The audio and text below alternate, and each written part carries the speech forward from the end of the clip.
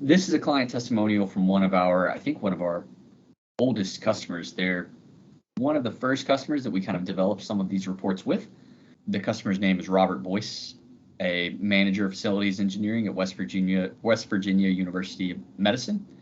And what they essentially did is they took CMS and looked at some of their procedures that they were performing on a quarterly or monthly basis, and kind of compared that to what's required in their compliance setting and what the current failure rates of those assets are. And within the first month, they quoted, we saved $30,000 within the first month of using CMS Analytics by optimizing our ITM procedure schedules based on their failure rate history and optimizing our resource usage based on work shift history. And this is just scratching the surface. And that's kind of the key, is that really anywhere that you're looking, when you're looking in data, you can find something that, you can shift this metric 5%, or you can shift this other metric 2%. And all of those can lead to big cost savings over time when you make a lot of small cost saving improvements. One of the biggest benefits of CMS Analytics, Justin, I think, is the visibility, where you might not have had visibility before. So the way that it allowed, in this case, Robert's engineering group or engineering team to identify that all they needed to do was slightly shift some of the work that they were currently doing. No new work was done, and they saved money. And all of those are trends that they were able to see in, when you have everything in one place, it becomes easier to see where those optimizations or those just simple shifts of resources can really be useful, or really you make gains for your organization. Now that you've heard about what CMS Analytics is and heard a success story from one of our customers, we'd like to dive into some other case studies in which a customer had a specific problem or issue that the information was telling them, the data was telling them, and they actioned that to drive toward a defined outcome.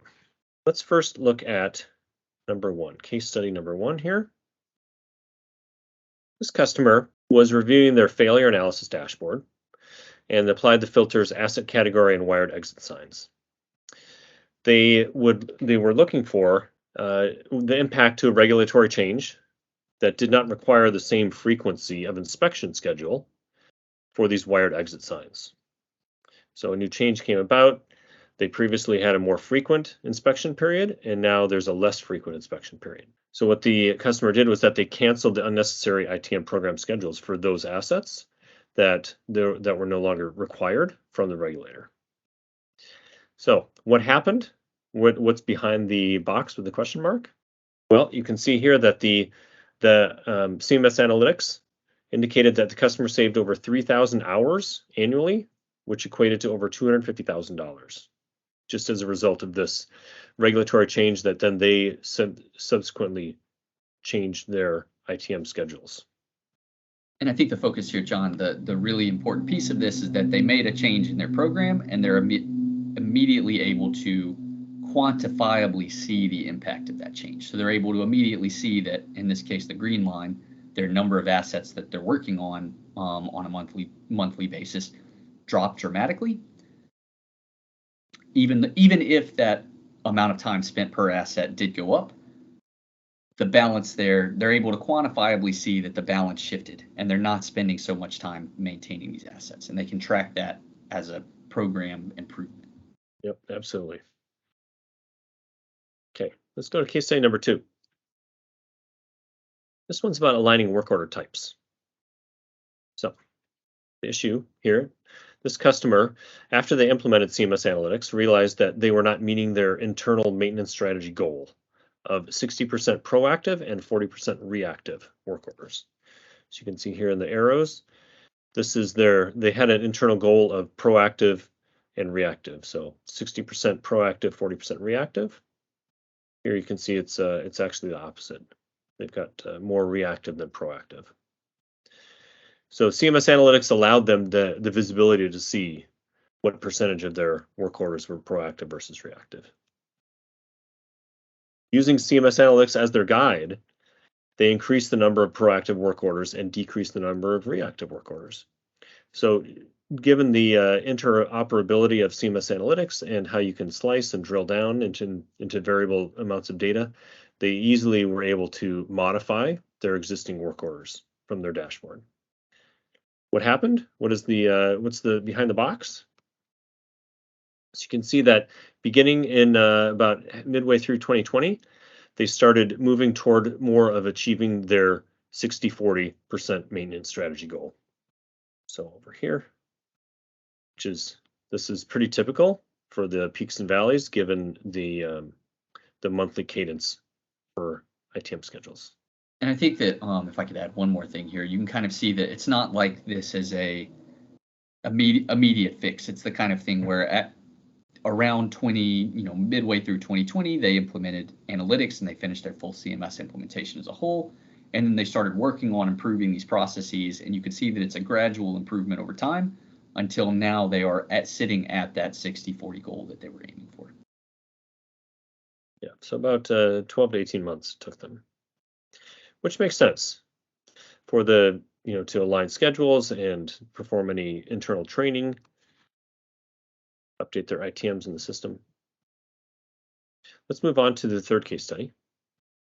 Identifying low productivity.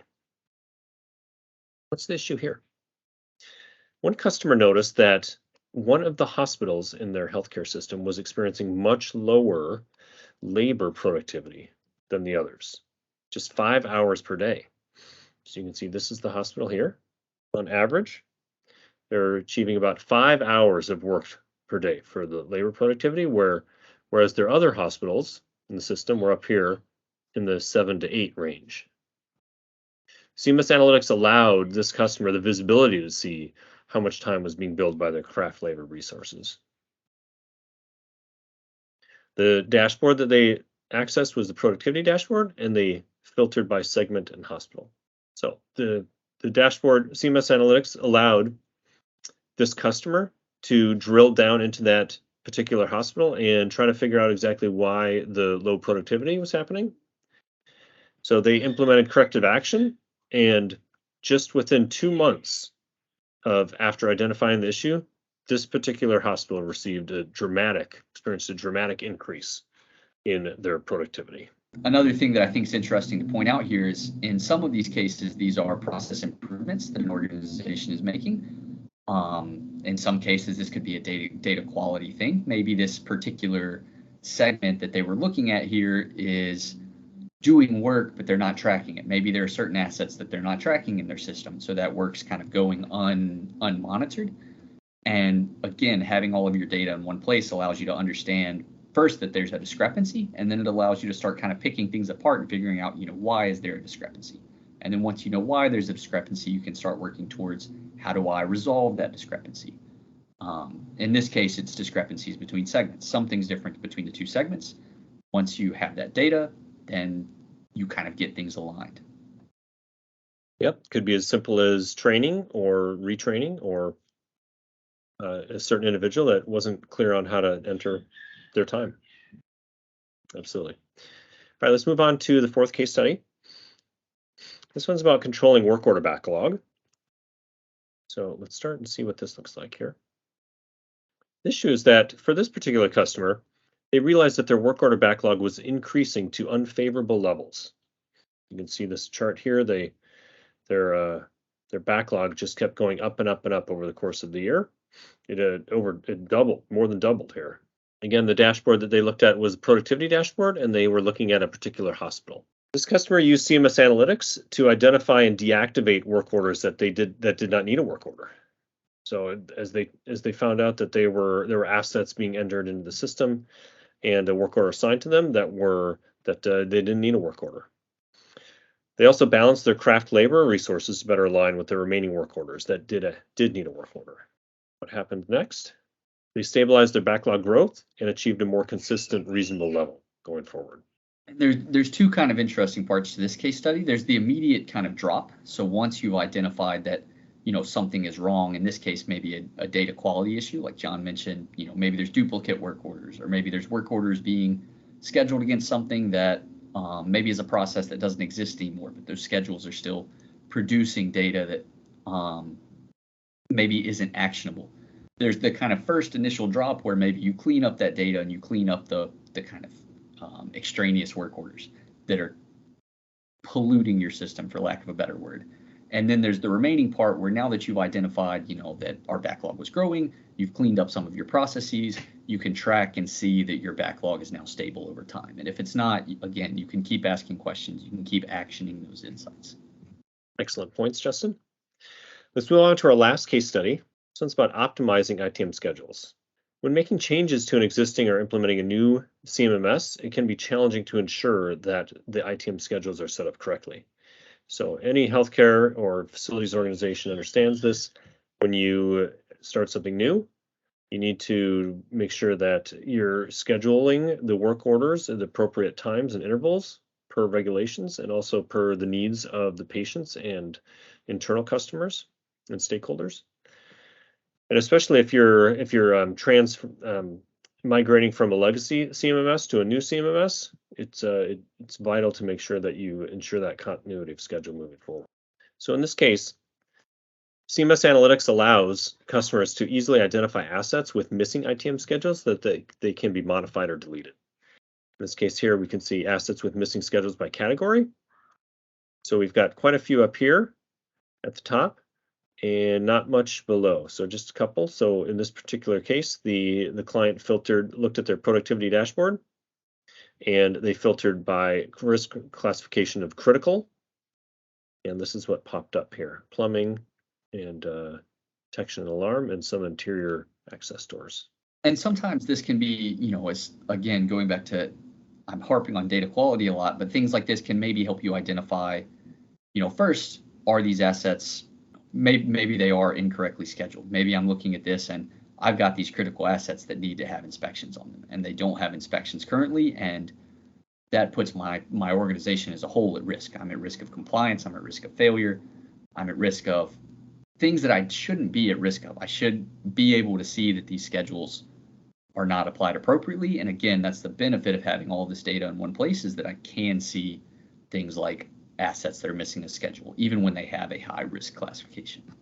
Or maybe those assets don't need schedules because maybe they're high risk, but we don't need to do inspections on them. And maybe they're just data that is in our system that maybe we need to apply different filters to maybe not have it sitting alongside other data. Maybe there's data planning things that come out of looking at these dashboards.